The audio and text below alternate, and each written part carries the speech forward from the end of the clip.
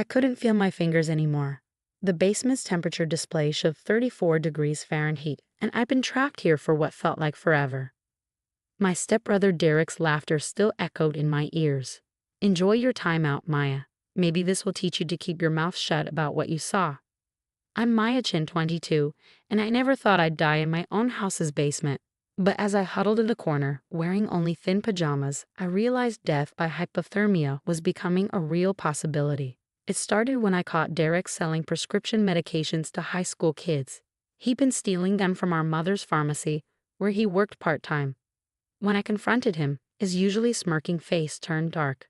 "You're home early," he said yesterday, blocking my path to the basement door. I'd gone down to get some frozen groceries from our deep freezer. "Derek, move," I said, trying to sound braver than I felt.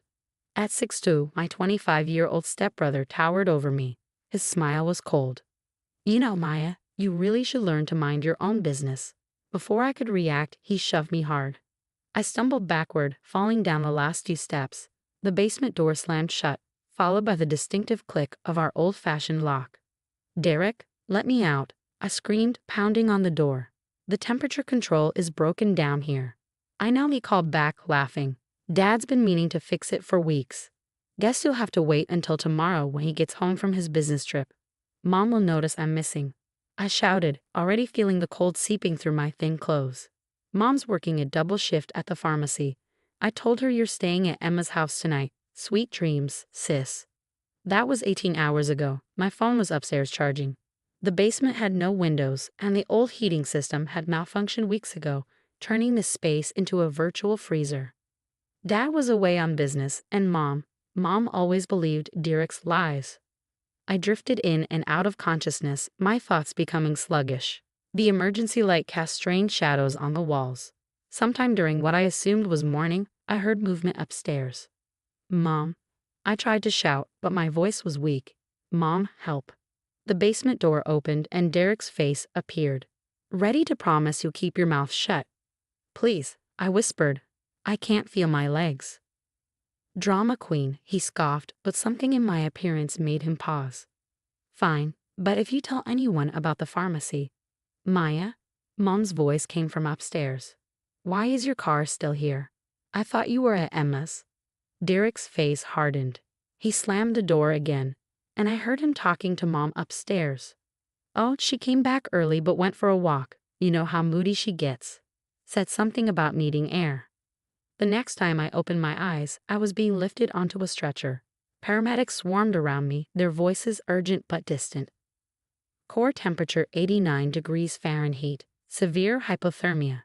How long was she down there? Found her during a wellness check, a police officer was saying. Her friend Emma called when she didn't show up for their lunch date and wouldn't answer her phone. The emergency room was a blur of warming blankets and IV fluids. Dr. Martinez, a stern-faced woman with kind eyes, kept checking my vitals personally. "Maya," she said gently, "your body temperature was dangerously low. Any longer in that basement and we'd be having a very different conversation. Can you tell me what happened?" She locked herself in. My mother interrupted, rushing into the room. "Maya, why would you do something so foolish? Derek told me you've been acting strange lately." Dr. Martinez's expression shifted subtly. "Mrs. Taylor, please wait outside. I need to examine your daughter." Once Mom left, Dr. Martinez leaned closer. "Maya, the police found something interesting on your father's security cameras. He had them installed last month after some tools went missing. They cover the basement door." My heart skipped. There's footage." She nodded. "The cameras caught everything. Derek pushing you, locking the door, your mother coming home. 18 hours of footage. Officer Collins is reviewing it now." Tears rolled down my cheeks. Mom won't believe it. She never believes anything bad about Derek. "She won't have a choice this time," a new voice said. A female police officer entered, her badge reading Collins. "We also found interesting footage from your mother's pharmacy. Your stepbrother has been quite busy. He's been stealing prescription drugs," I whispered, "selling them to kids. That's why he locked me down there. I found out." Officer Collins nodded grimly. "We know. One of his customers ended up in this same ER last week. Nearly died. That case led us to the pharmacy, but we couldn't prove who was supplying the drugs. Until now." Dr. Martinez checked my IV. You're staying here for observation. We've restricted your visitors, family included. Officer Collins needs your full statement when you're stronger. My mom, I started, is being questioned by my partner. Officer Collins finished. The security footage shows her coming home while you were trapped. She clearly heard you calling for help but let Derek convince her nothing was wrong. That makes her an accessory. For the first time since this nightmare began, I felt something other than cold. I felt vindicated. Rest, Dr. Martinez said, adjusting my warming blankets. You're safe now. We've got cameras in this room too, and security outside your door. Derek won't get anywhere near you. As they left, I heard Officer Collins say quietly to Dr. Martinez. The footage shows him checking the basement temperature before locking her in. He knew exactly what he was doing. This wasn't a prank. It was attempted murder. I closed my eyes, finally feeling warm again, knowing that the truth, like the security cameras, had been silently watching all along. The next morning, my hospital room became a hub of police activity. Detective Sarah Collins had brought in a laptop showing me carefully selected portions of the security footage. We need you to confirm some timestamps, she said gently. I know this is difficult, but it's important. The footage was crystal clear. Derek checking the basement temperature display, smirking at the camera he hadn't known was there. The 18 hours compressed into a horrifying highlight reel, me pounding on the door, gradually becoming weaker, eventually huddling in a corner as my body slowly shut down. But the most damning footage showed my mother's actions. Listen to this audio, Detective Collins said softly, turning up the volume. Mom, please, my faint voice called from the basement. Derek, I thought I heard something, my mother said on screen. It's just the old house settling, Carol. Maya's fine, probably taking selfies in the park or something. You know how she loves attention. My mother paused, clearly hearing my weak cries, then simply walked away. Your mother is facing serious charges, Detective Collins explained. Child endangerment, criminal negligence, accessory after the fact.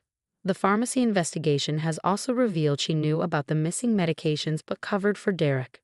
I felt numb, but not from hypothermia this time. She really never cared, did she? Sometimes the people who should protect us are the ones we need protection from, a new voice said. Dr. Martinez entered, carrying my latest test results. Your core temperature is finally stable, but we found something else concerning in your blood work. She shared a look with Detective Collins before continuing. There were traces of sedatives in your system. Low doses, but they've been administered regularly over the past few months. What? I felt my world tilt again. How? Derek had access to your food and drinks when you were home, Detective Collins explained. We found a stash of crushed pills in his room. He's been dosing you, probably to make you seem unstable when you try to report his behavior. The pieces started falling into place. My recent clumsiness, the constant fatigue, how no one believed me when I complained about Derek because I seemed confused all the time. Your father's here, Dr. Martinez said softly. He flew back as soon as he heard. Would you like to see him? I nodded, though anxiety churned in my stomach. My father had always been distant, buried in his work, leaving me to deal with Derek and my mother alone. When he walked in, he looked 10 years older than when he left for his business trip. Maya, he whispered, I'm so sorry. I had those cameras installed because I suspected Derek was stealing, but I never imagined. Why didn't you check the footage earlier? I asked, the question that had been burning inside me.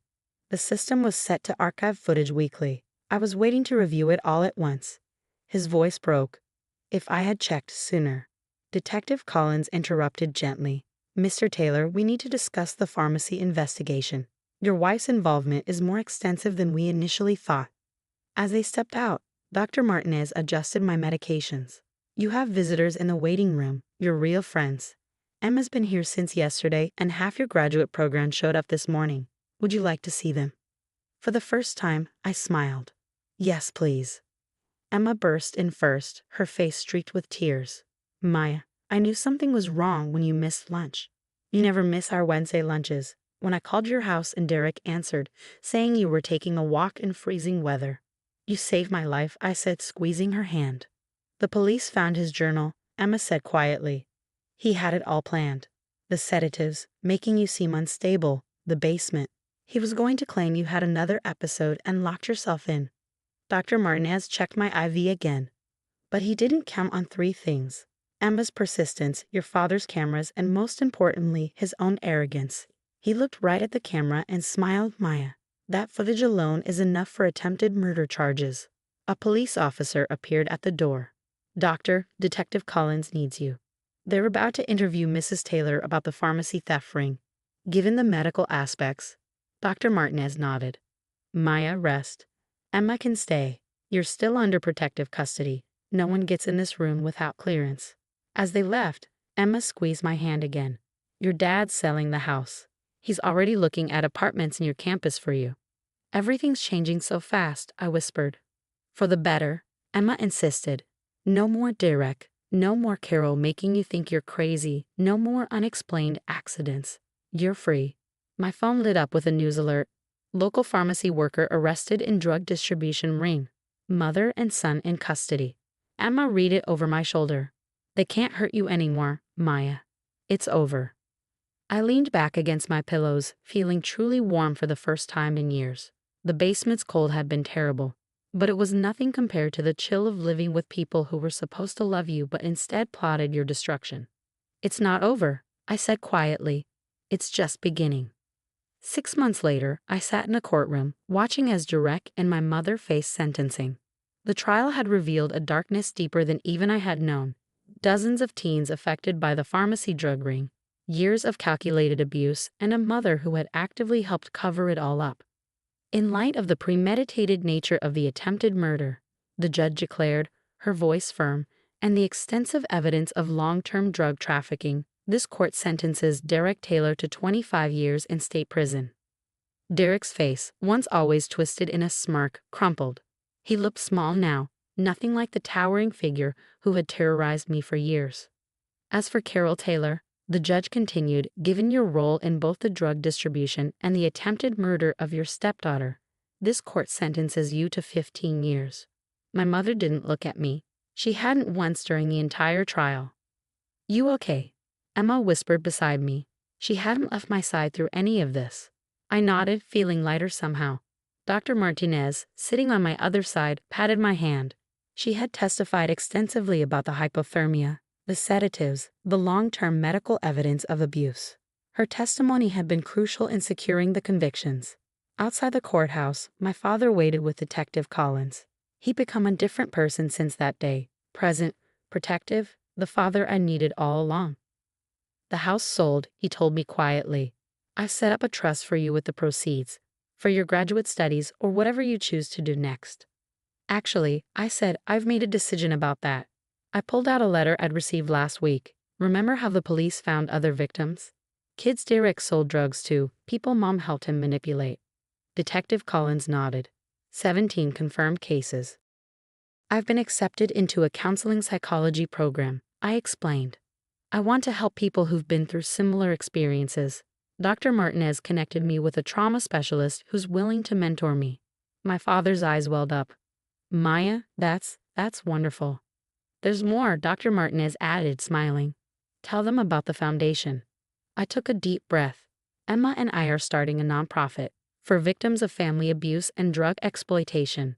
We're calling it Basement Lights because sometimes you need someone to shine a light into the dark places families try to hide. Detective Collins broke into a rare smile. The department would be happy to partner with you.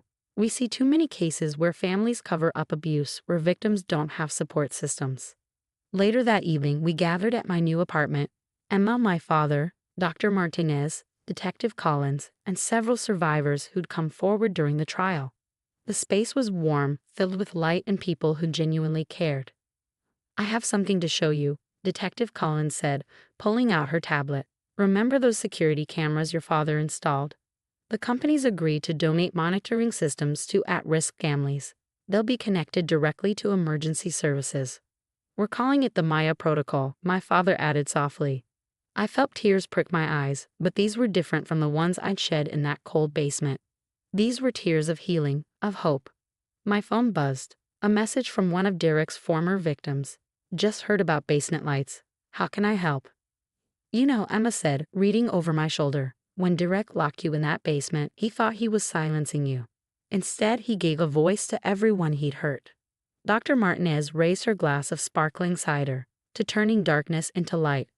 As everyone echoed the toast, I looked around at these people who had become my real family. The cold of the basement felt like a distant memory now, replaced by the warmth of purpose and genuine connection. Later, after everyone had left, my father lingered. "I keep thinking about all the signs I miss," he said quietly.